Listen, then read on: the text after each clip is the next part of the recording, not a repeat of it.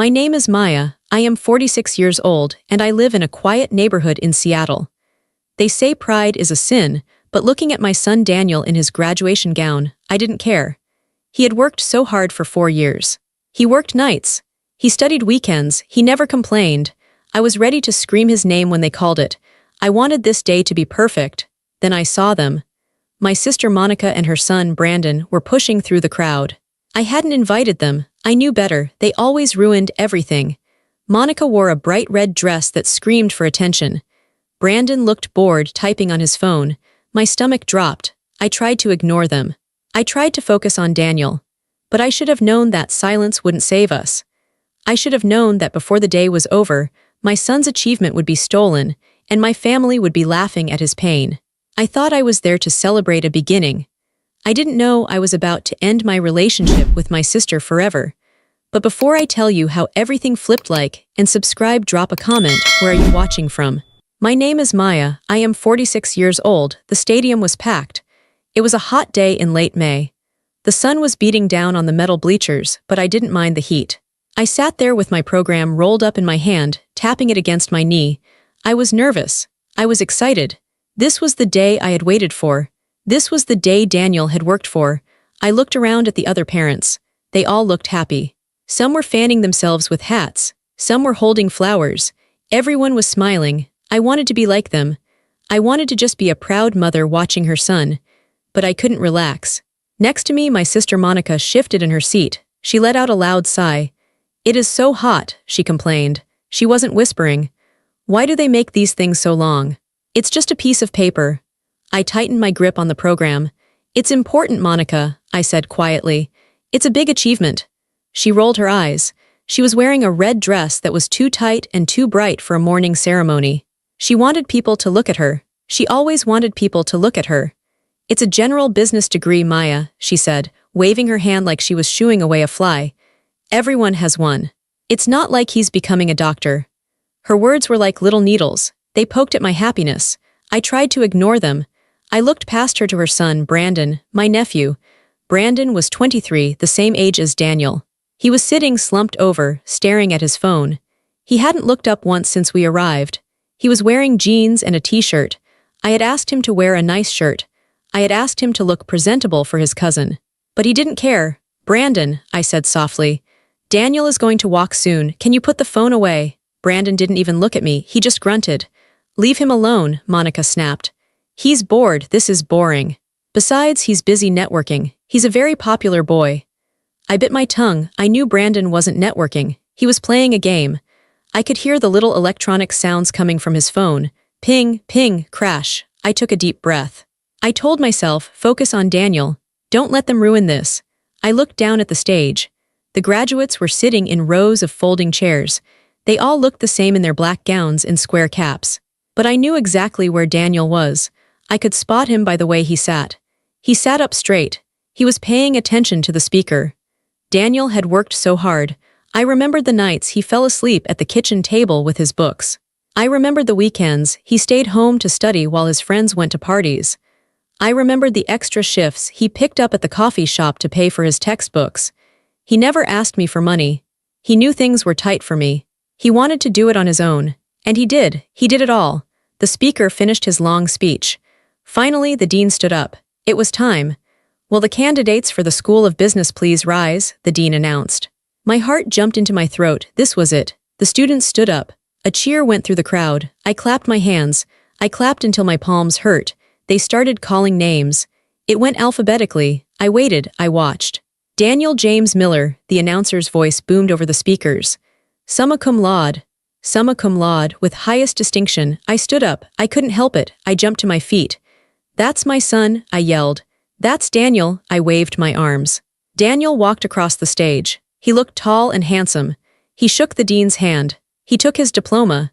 He looked up into the stands. I knew he couldn't see me in the crowd, but he smiled anyway. He raised his diploma in the air. I felt tears stinging my eyes. I was so proud. My chest felt like it was going to burst. Then I heard a laugh, a sharp, cruel laugh. I looked down. Monica was still sitting. She hadn't stood up. She wasn't clapping. She was looking at her nails. "Summa cum laude," she mimicked the announcer. Sounds fancy, probably just means he was a teacher's pet. I froze, I stopped clapping, I looked at her in shock. He worked hard for that, Monica, I said. My voice was shaking. He had a 4 GPA, that is not easy, Monica shrugged. Books are easy, Maya, real life is hard. Brandon knows real life, he has street smarts. Daniel just knows how to take tests. It's not the same thing. Brandon finally looked up from his phone. He looked at the stage where Daniel was walking down the stairs. Nerd, Brandon muttered. He snickered. Monica patted Brandon's arm. It's okay, honey, you have personality. That takes you further than grades. I sat back down slowly. The joy was draining out of me. It felt like cold water was filling my shoes. Why did they have to be this way? Why couldn't they just be happy for him? Even for 1 minute. I looked at Daniel again. He was back in his seat. He looked happy. He didn't hear them. He didn't know what his aunt and cousin were saying. I decided right then that I wouldn't tell him. I would protect this moment. I would keep a smile on my face. I would act like we were a normal, happy family. Let's go, Monica said, standing up before the ceremony was even over. I'm hungry, and my feet hurt. We saw him walk. That's enough. We have to wait until the end, I whispered. It's rude to leave. I don't care, Monica said loudly. People in front of us turned around to look. She didn't even blink. I'm going to the car. Hurry up, Maya. Don't be dramatic. She grabbed her purse and started pushing past people in the row. Brandon followed her, stepping on people's feet without saying sorry.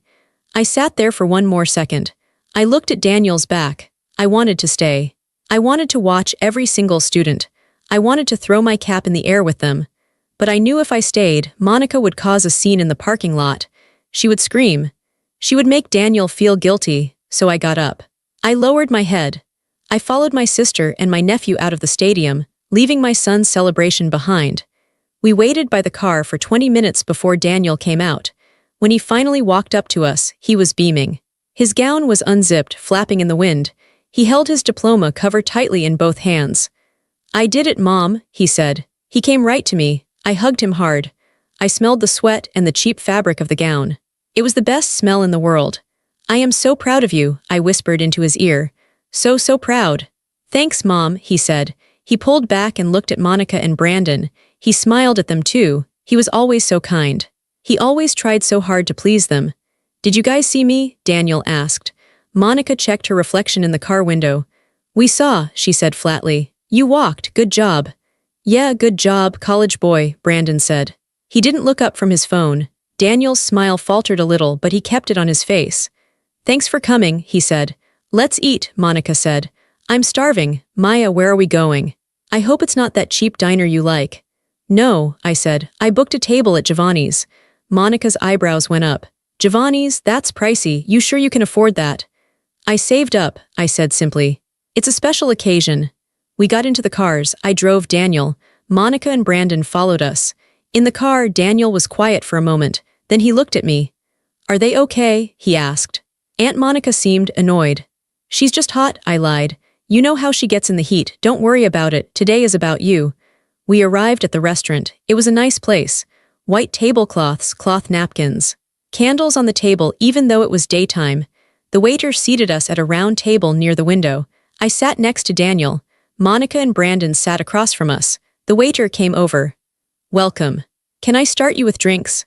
I'll have the Cabernet, Monica said immediately. The reserve bottle and bring 2 glasses. Brandon will have some. I looked at the menu. The reserve bottle was $80. Monica, I said softly. Maybe just a glass. Oh, relax, Maya, she snapped. It's a celebration, isn't it? Don't be cheap on your son's big day. She made it sound like I was the one ruining it. I looked at Daniel. He looked embarrassed. It's fine, Mom, he whispered. Fine, I told the waiter. The bottle. We ordered food. Monica ordered the steak and lobster. Brandon ordered 2 appetizers and the largest pasta dish. I ordered a small salad. Daniel ordered chicken. While we waited for the food, the tension at the table was thick. I tried to make conversation. So, Daniel, I said brightly, how does it feel to be done? It feels weird, he laughed. No more homework tonight. You have to start looking for a job now, Monica interrupted. She poured herself a large glass of wine. The free ride is over. He has a job, I said. He's been working all through school. I mean a real job, Monica said. A career. Brandon is already interviewing for top positions, big marketing firms. I stiffened. I knew about those interviews. I was the one who set them up. Brandon had asked me for help weeks ago. I had used my old contacts from my time in HR to get him a foot in the door. I hadn't told Monica I did it. She would just say I owed it to them. That's great, Brandon, Daniel said sincerely. Good luck. Brandon just shrugged and stuffed a breadstick in his mouth. The food came. We ate. Monica complained that her lobster was tough. Brandon burped loudly and didn't say excuse me. Finally, the plates were cleared. It was time for the gifts. I reached into my purse. I pulled out a small blue envelope. My hands were trembling slightly. Daniel, I said. My voice was thick with emotion. I have something for you. The table went quiet. Even Brandon looked up. I handed the blue envelope to Daniel. He took it carefully. Mom, you didn't have to, he said. Open it, I urged. He slid his finger under the flap and pulled out a card. It wasn't just a greeting card.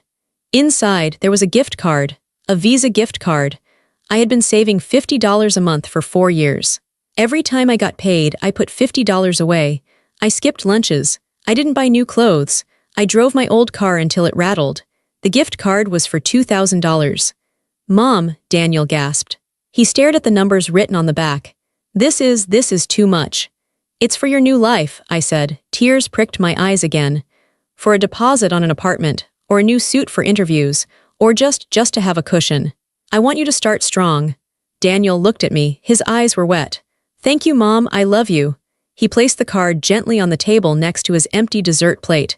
He reached over to hug me. That's nice, Monica said.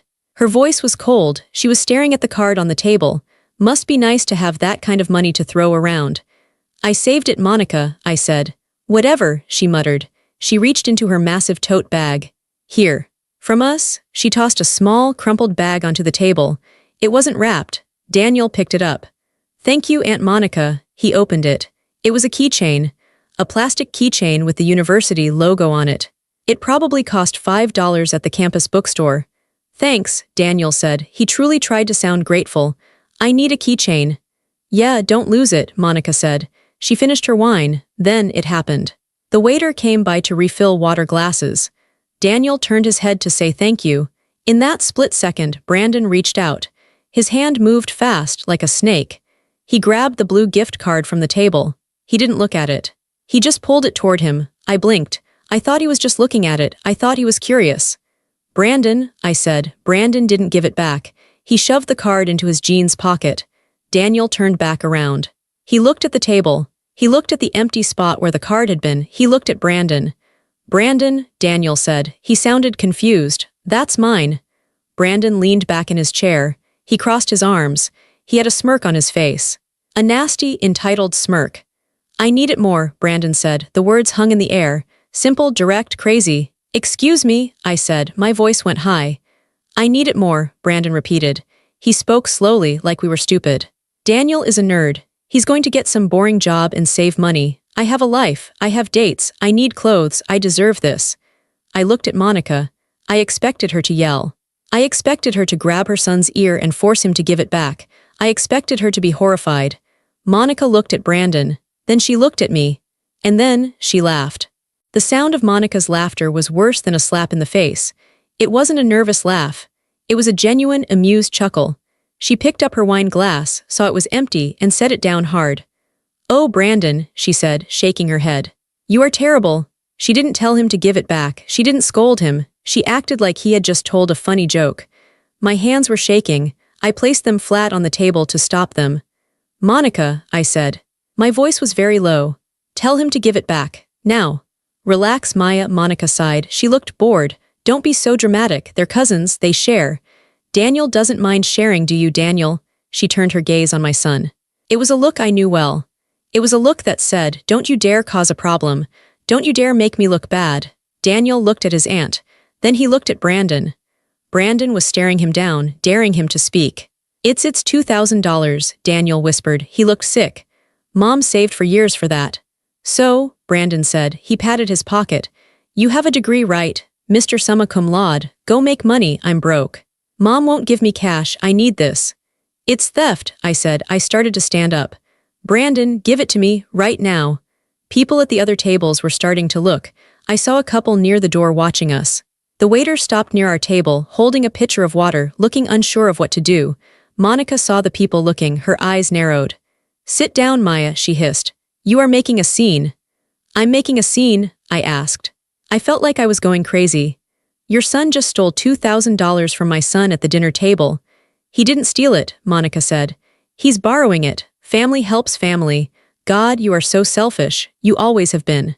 You think you're better than us because Daniel gets good grades. You think you can just flash money in our faces." "It was a gift," I cried. "It's family harmony," Monica shouted back. "Just let it go, don't ruin the day over money." "It's tacky." She used that word, tacky, like I was the one being rude, like protecting my son was bad manners. I looked at Daniel. His face was pale. He was looking down at his plate. He was shrinking. He was making himself small. He had spent his whole life doing that around them, making himself small so they wouldn't attack him. I looked at Brandon. He was grinning. He knew he had won. He knew his mother would protect him. He knew I hated conflict. I looked at Monica. She was glaring at me, challenging me to fight her. If I screamed, she would scream louder. If I called the police, she would tell everyone I was a crazy, jealous sister who attacked her nephew. She would ruin Daniel's memory of this day forever. It would become the day his mom went crazy at a restaurant. I felt a coldness settle in my chest. It started in my heart and spread to my fingers. It wasn't fear. It wasn't sadness.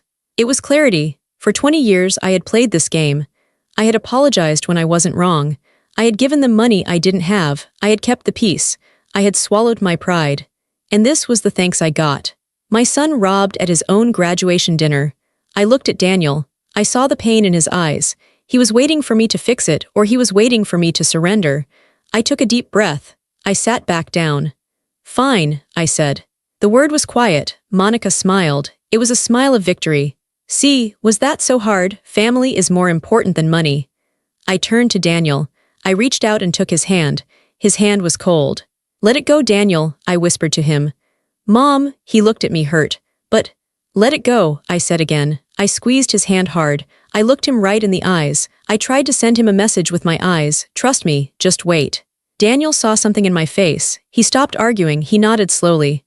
"Okay," he said softly. "Fine, keep it, Brandon." Brandon laughed. "Thanks, cuz I knew you were cool." "Check, please," I called to the waiter. I paid the bill. I paid for the steak. I paid for the lobster. I paid for the wine I didn't drink. We walked out of the restaurant. The sun was setting now. The air was cooler. "Well, that was lovely," Monica said in the parking lot. She picked her teeth with a fingernail. "We should do this more often. Proud of you, Daniel. Good luck with the job hunt." She didn't hug him. She just got in her car. Brandon didn't say anything. He got in the passenger seat and immediately pulled out his phone, probably to spend my money online. I watched them drive away. I watched their taillights disappear around the corner. Daniel was standing next to me. He looked defeated. His shoulders were slumped. "I'm sorry, Mom," he said, his voice cracked. "I should have fought him for it. I didn't want to make Aunt Monica scream." I turned to him. I put my hands on his shoulders. "Do not apologize," I said firmly. "You did nothing wrong. You are a good man, Daniel. You are kind, and you are 10 times the man Brandon will ever be." "But the money," he said. "All your savings." "It's just money," I said. And for the first time I meant it. Money could be replaced. Dignity could not. "Get in the car," I said. "Let's go home." I drove home in silence. But my mind wasn't silent. My mind was a machine. I was replaying every insult. Every smirk. Every time Monica told me I was nothing. I wasn't going to yell. I wasn't going to beg for the money back. I had something much better than a scream. I had the truth. And I had the power to use it. The house was quiet. It was 11:30 p.m. Daniel had gone to his room hours ago. He said he was tired, but I knew he was just sad. He should have been out celebrating with friends. He should have been happy. Instead, he was lying in the dark, feeling foolish because his own family treated him like garbage. I sat at the kitchen table. The only light came from the screen of my laptop. I had a cup of tea next to me, but it was cold. I hadn't taken a sip. My fingers hovered over the keyboard. I had opened my email. I was looking at a message in my sent folder. It was dated 3 weeks ago. To Sarah Jenkins, HR Director, Omnicorp Marketing from Maya Miller. Subject: Recommendation for Brandon Davis. Dear Sarah, I hope you are well. I am writing to personally recommend my nephew, Brandon Davis, for the Junior Marketing Associate position. He is bright, energetic, and eager to learn. I believe he would be a great asset to your team. I read the words. They tasted like ash in my mouth. Bright, energetic, eager to learn, lies, all lies. I had written that email because Monica begged me. She had called me crying, saying Brandon couldn't catch a break. She said he just needed a chance. She said he had changed. I believed her. Because that's what I did. I believed in family. So I used my reputation. Sarah Jenkins was an old colleague. She trusted me. When I vouched for Brandon, she pulled his resume to the top of the pile. She gave him an interview he wasn't qualified for. She was ready to hire him next week. I thought about the restaurant. I thought about Brandon snatching the card. I need it more. I deserve this. He didn't deserve a job. He didn't deserve a career handed to him. He was a thief. He was lazy, and he was cruel. If he got this job, he would be a nightmare. He would be rude to coworkers. He would steal credit. He would probably steal lunch from the fridge. And when he inevitably failed, it would reflect on me. Sarah would ask me, "Why did you send him to us?" I looked at the cursor blinking on the white screen. I hit reply to my own email. The subject line popped up. Ray, recommendation for Brandon Davis. I started typing. My fingers moved fast. I didn't have to think about what to say. The words poured out of me. Dear Sarah, please disregard my previous email regarding Brandon Davis. I need to retract my recommendation immediately. After observing his recent behavior, I can no longer ethically vouch for his character, professionalism, or integrity. I made a mistake in assessing his readiness for a corporate environment. He is not suitable for your company. Hiring him would be a risk I cannot support. I apologize for any inconvenience this causes you. Please trust that I am telling you this to protect your team. Sincerely, my eye stopped. I read it over. It was harsh. It was direct. It was fatal to his chances. Sarah trusted me. When she read this, Brandon wouldn't just lose this job. He would be flagged. HR people talk. His name would be mud before he even started. My heart hammered in my chest. A voice in my head, Monica's voice, whispered, "You're betraying family. You're ruining his life." Then I remembered Daniel's face when the card was stolen. I remembered Monica laughing. They didn't care about ruining Daniel's moment. They didn't care about my sacrifice. They called it family harmony when they walked all over us. But when we stood up for ourselves, they called it betrayal. Not anymore. I wasn't doing this for revenge. I told myself that. I was doing it for justice. I was doing it because Brandon needed to learn that actions have consequences. He thought he could take whatever he wanted because he was family. He was about to learn that the real world doesn't care about your DNA. The real world cares about how you treat people. I moved the mouse. The cursor hovered over the blue send button. I didn't hesitate. I didn't flinch. I clicked, sent. The message whooshed away. It was done. I sat back in my chair. The house was silent, but for the first time all day, the silence didn't feel heavy. It felt clean. I closed the laptop. I took my cold tea to the sink and poured it out. I went to Daniel's room. I opened the door quietly. He was asleep, curled up under his blanket. He looked so young. "I got you, baby," I whispered into the dark. "Mom's got you." I went to my own bed. I pulled the covers up. I knew what was coming. I knew that on Monday morning the phone would ring. I knew Monica would scream. I knew the storm was coming. Let it come. I was ready. I closed my eyes and fell into a deep, peaceful sleep. Sunday passed in a strange, heavy silence. I cleaned the house. I did laundry. I cooked a roast for dinner. I moved through the rooms like a ghost. I was waiting. I knew the bomb I had planted was ticking, but I didn't know exactly when it would explode. Monday morning arrived with a gray sky and the sound of rain hitting the windows. It was a gloomy day, the kind of day that makes you want to stay in bed. But I was up early. I made coffee. I sat at the kitchen island, staring at my phone. At 9 a.m., the business day started. At 9:15 a.m., Sarah Jenkins at Omnicorp would open her email. At 9:30 a.m., my phone rang. It wasn't Sarah, it was Monica. I looked at the screen. Monica flashed in bright white letters. My stomach tightened just a little, not out of fear but out of anticipation. I knew what this was. I let it ring. It stopped. 2 seconds later, it rang again. I picked it up. I swiped the green button. I didn't even say hello. "What did you do?" Monica's voice was so loud I had to pull the phone away from my ear. She wasn't speaking, she was shrieking. It was a raw, animal sound. "Good morning, Monica," I said calmly. I took a sip of my coffee. "Don't you play dumb with me, Maya, don't you dare." She was hyperventilating. I could hear her pacing. I could hear the frantic clicking of her heels on her hardwood floors. Brandon just got an email from OmniCorp. They canceled his interview. They canceled it, Maya. Oh, I said, that's unfortunate. Unfortunate. Unfortunate, she screamed the word. They said they received new information regarding his suitability. They said he is no longer a candidate for this or future roles. They blacklisted him. What did you say to them? I set my mug down on the counter. The ceramic made a solid clink sound. I told the truth, I said. There was a silence on the other end, a shocked, heavy silence. Then the explosion came. You saboteur. You jealous, bitter witch.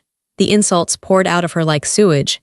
You ruined his future. He was going to make 6 figures. He was going to be a manager. How could you do this to family? How could you betray your own blood? He isn't a manager, Monica, I said. My voice was steady. I was surprised by how steady it was. He's a thief and he's a bully. Because of the gift card, she shrieked. Are you insane? You destroyed his career over a stupid $2,000 gift card. I would have paid you back, eventually. You wouldn't have, I said. But that's not the point. You told me at the restaurant that Brandon has street smarts. You said he knows real life. Well, this is real life, Monica. In real life, when you steal from people and act like you're entitled to the world, people don't want to hire you. Fix it, she demanded. The anger turned into panic. Call Sarah back, right now. Tell her you were drunk. Tell her you lied. Tell her anything. Fix this, Maya. He's crying. My baby is crying. I pictured Brandon crying. I pictured him sitting on his expensive leather sofa, the one Monica bought on credit, realizing that for the first time in his life, Mommy couldn't yell his way out of a problem. No, I said. What did you say? I said no, I won't call her. I retracted my recommendation. I won't give it back. I will come over there, she threatened. Her voice dropped to a low, dangerous growl. I will come over there and tear your house apart. I will make your life a living hell. Do you hear me? I looked around my clean, quiet kitchen. I looked at the photos of Daniel on the fridge. Monica, I said, do you remember what you said to me when Brandon took the money, when Daniel was sitting there humiliated? She didn't answer. She was just breathing heavy, jagged breaths. You told me to let it go, I said. You said it's family harmony, so I'm giving you your own advice. I paused. I wanted her to hear every syllable. Let it go, Monica. It's just a job. I hung up the phone. My hand was trembling, but I felt a rush of adrenaline. It wasn't fear, it was power. I had taken the weapon she used against me, her dismissal, her cruelty, and I had turned it right back on her. 30 minutes later, the pounding started on my front door. I knew she would come. Monica couldn't handle being hung up on. She needed to have the last word. She needed to win. I walked to the door. I didn't open it immediately. I looked through the peephole. Monica was standing there, her face red and blotchy, her hair a mess. She was banging on the wood with the flat of her hand. I unlocked the deadbolt and opened the door. She pushed past me before I could even step back. She stormed into my living room, bringing a gust of cold rain and expensive perfume with her. You fix this now, she screamed, spinning around to face me. She pointed a finger in my face. Her nail polish was chipped. You pick up that phone and you tell Sarah that you were jealous. You tell her Brandon is a saint. Get out of my house, I said. I am not leaving until you fix my son's life. I closed the door calmly. I turned to face her. I was done being the doormat. I was done being the nice sister. His life isn't ruined because of me, Monica, I said. I raised my voice. Not a scream, but a projection. A teacher's voice. His life is a mess because of you. Me, she laughed, a crazy, high-pitched sound. I gave him everything. I love him, unlike you who hates her own family. You don't love him, I said. You enable him. You crippled him. I took a step toward her. She looked surprised. I never stepped toward her. I always stepped back. For 20 years I have watched you, I said. The words came out fast, fueled by decades of silence. When he failed a test, you yelled at the teacher. When he got cut from the team, you sued the school. When he broke my window with a baseball, you told me I shouldn't have put a window there. You taught him that nothing is ever his fault. You taught him that he can take whatever he wants and the world will just let him. He is special, Monica yelled. He is a leader. He is a thief, I shouted back. He stole from his cousin at a graduation dinner. He looked Daniel in the eye and took his money because he felt entitled to it.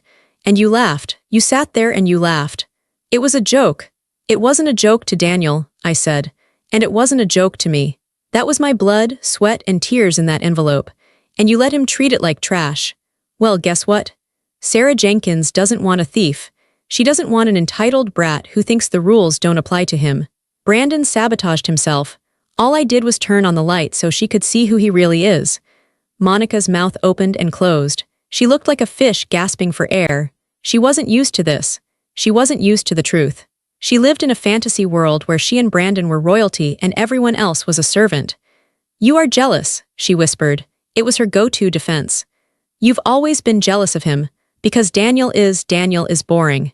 And Brandon shines." "Daniel is kind," I said. "Daniel is honest. Daniel works hard.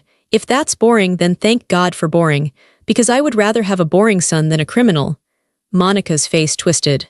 She looked like she was going to hit me. She raised her hand. I didn't flinch. I looked her dead in the eye. "Go ahead," I dared her. "Hit me, and I will call the police and add assault to Brandon's problems." "Do you want that?" Her hand froze in the air. She saw something in my eyes she had never seen before.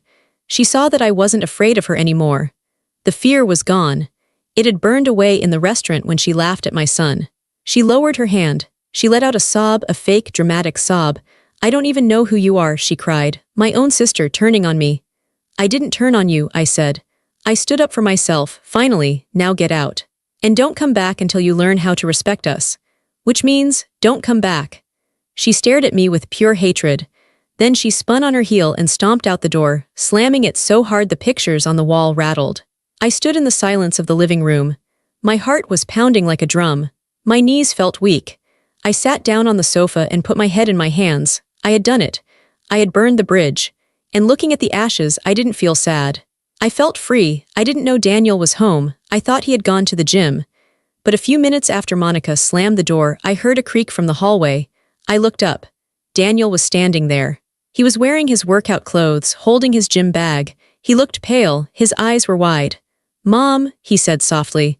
"Daniel," I wiped my face quickly. "I didn't know you were here." Did you hear that?" He walked into the living room slowly. He dropped his bag on the floor. "I heard everything," he said. He looked at me with a strange expression. It wasn't fear, it was awe. You got him fired?" Daniel asked. "Or unhired?" "I withdrew my recommendation," I said. "I couldn't let him go there, Daniel. Not after what he did. It wouldn't be right." And I was angry. "I'm sorry if I made things worse." Daniel shook his head. "Worse? Mom, nobody has ever stood up to Aunt Monica like that. Nobody. Not Grandma, not Grandpa, nobody." He sat down next to me on the sofa. He looked at his hands. "I thought you were mad at me," he said quietly. "At the restaurant, when you told me to let it go, I thought you were ashamed of me for not fighting back." My heart broke a little. "Oh, honey, no, never. I was never ashamed of you. I told you to let it go because I didn't want you to get down in the mud with pigs. You get dirty and the pigs like it." He laughed, a small, dry laugh. "But you fought back today," he said. "I did," I said. "Because I realized that protecting you doesn't mean keeping the peace. Sometimes, protecting you means starting a war. I'm sorry it took me so long to learn that." Daniel turned to me. His eyes were filling with tears. "You defended me," he whispered. "You really defended me." "Always," I said. "I will always be in your corner." He leaned into me, resting his head on my shoulder like he used to when he was a little boy. He was a grown man now, a college graduate, but in that moment he was just my son. "Thank you," he said. His voice was thick. "For the gift card, and for this, especially for this." We sat there for a long time. I realized then that for years, I had been teaching Daniel the wrong lesson. I had taught him that family obligation was the most important thing. I had taught him to tolerate abuse because they're family. But that wasn't love. That was submission. Real love was protecting his dignity. Real love was showing him that he was worth fighting for. "What's going to happen now?" Daniel asked, lifting his head. "The family is going to go crazy." "Let them," I said. "We have each other, and we have the truth, that's enough." "Is Brandon really blacklisted?" "Probably," I said. "At least at Omnicorp. And word travels fast in this town. He's going to have to start at the bottom, just like everyone else. He's going to have to learn to work." "He's going to hate that," Daniel smirked. "He is," I agreed. "But it's the best gift I could have given him, a reality check." Daniel was right. The family went crazy. It started that evening. My phone started buzzing and didn't stop. It was the Miller family WhatsApp group. A group chat that included cousins, aunts, uncles, people who hadn't spoken to me in months, suddenly having very strong opinions about my life. Ping, Aunt Linda, Maya, what is this I hear about you sabotaging Brandon? That is low. Ping, Cousin Jerry, family helps family, Maya, you don't mess with a man's livelihood. Ping, Uncle Bob, Monica is hysterical. You need to apologize and fix this. Unbelievable behavior. I watched the messages roll in. It was like watching a swarm of wasps. They didn't know the whole story. They only knew Monica's version. Monica, the victim. Monica, the martyr. She had probably told them I called Sarah out of pure spite for no reason at all. I saw Daniel looking at his phone across the room. He was in the group chat too. Mom, he said, looking anxious. They're tearing you apart in here, should I say something? No, I said, don't engage, that's what they want a fight. But they're lying, Daniel said. They're saying you're jealous, they're saying you're crazy. I picked up my phone. I scrolled through the wall of text. Accusations, guilt trips, biblical quotes about forgiveness sent by Aunt Linda, of course. I could have typed out a long explanation. I could have detailed the theft at the restaurant. I could have explained the insults. But I realized, they don't care. They didn't want the truth. They wanted the status quo. They wanted Monica happy because when Monica was unhappy, she made everyone miserable. I was the boat rocker and they hated me for it. I typed one message. To everyone, Monica told us to let the theft of Daniel's graduation gift go because it was just money. I am telling her to let this go because it is just a job. Brandon is an adult. His actions have consequences. I will not apologize for telling the truth. I hit send. The chat exploded. Monica, theft, he borrowed it. You liar, Aunt Linda, Maya, you are being very petty. Uncle Bob. We need to have a family meeting. Sunday dinner. Everyone, I smiled, a family meeting, an ambush. I tapped the 3 dots in the corner of the screen. Group info, exit group. A little box popped up. Are you sure you want to exit Miller family? I had been in that group for 6 years. I had muted it, archived it, ignored it, but I never left. Leaving felt like cutting the cord. I pressed exit. Then, I went to Monica's contact. Block caller, I went to Brandon's contact. Block caller, I looked up at Daniel. I left the group, I said. You did, he looked shocked. I did, and I blocked Monica. I'm done, Daniel. I'm not playing the game anymore. Daniel looked at his phone. I'm leaving too, he said. He tapped his screen. Done. The room felt instantly lighter. The buzzing stopped. The frantic energy dissipated. What if they come here? Daniel asked. Let them come, I said. The door is locked. If they want to scream, they can scream at the siding. We have better things to do. Like what? Like dinner, I said. And like celebrating your graduation properly, without thieves. Without drama. I felt a profound sense of peace. I had lost a sister, yes. I had lost the approval of my extended family, but I had kept my self-respect. And I had kept my son's trust. It was a fair trade. 2 months passed. The summer turned hot and humid. The grass grew tall. The world kept turning. I didn't see Monica. I heard from a neighbor that she was telling everyone I had had a mental breakdown. She told people I was unstable. I didn't care. Let her talk. Her words were just wind. Daniel was doing well. He used the $2,000 gift card, which I had replaced, slowly, from my savings, to pay for a specialized certification course in data analytics. He studied every day. He was focused. He was driven. One Tuesday afternoon, he came running into the kitchen. Mom, he shouted. Mom, look. He shoved his phone in my face. It was an email. Dear Daniel, we are pleased to offer you the position of junior analyst. It was a real job, a good job, with a salary, benefits, and a future. He had gotten it on his own merit. No nepotism, no favors, just hard work. Oh, Daniel, I hugged him. We jumped up and down in the kitchen like little kids. I start in 2 weeks, he said, grinning. And Mom, I'm going to pay you back for everything. You don't owe me anything, I said. Just be happy. That's the payment. Later that week, I went to the grocery store. I turned into the cereal aisle and saw him. Brandon, he was stocking shelves. He was wearing a green vest with a name tag. He looked tired. He looked sullen. I stopped my cart. I didn't mean to stare, but I couldn't help it. He saw me. He froze. He held a box of cornflakes in his hand. He looked at me, and I saw the shame in his eyes. He looked away quickly, pretending to be busy with the boxes. I could have walked over. I could have gloated. I could have said, how's the marketing career going? But I didn't. I remembered what I told Monica. Let it go. He was facing his consequences. He was working a hard, honest job. Maybe it would be good for him. Maybe, just maybe, stocking those shelves would teach him the value of $1 in a way Monica never did. I pushed my cart past him. I didn't say a word. I didn't look back. I walked out to my car into the bright sunshine. I loaded my groceries. I thought about family. For so long, I thought family was defined by DNA. I thought it meant shared history and shared blood. I thought it meant you had to stay, no matter how much it hurt. I was wrong. Family isn't about whose blood runs in your veins. It's about who stands by you when the world falls apart. It's about respect. It's about kindness. Monica and Brandon shared my DNA, but they weren't my family. Not anymore. Daniel was my family. And the friends who supported me were my family. And I was my own family. I got into the driver's seat and started the engine. The radio was playing a song I liked. I rolled the windows down. I drove home to my quiet, peaceful house, where no one was screaming, and no one was stealing, and everything was finally perfectly right.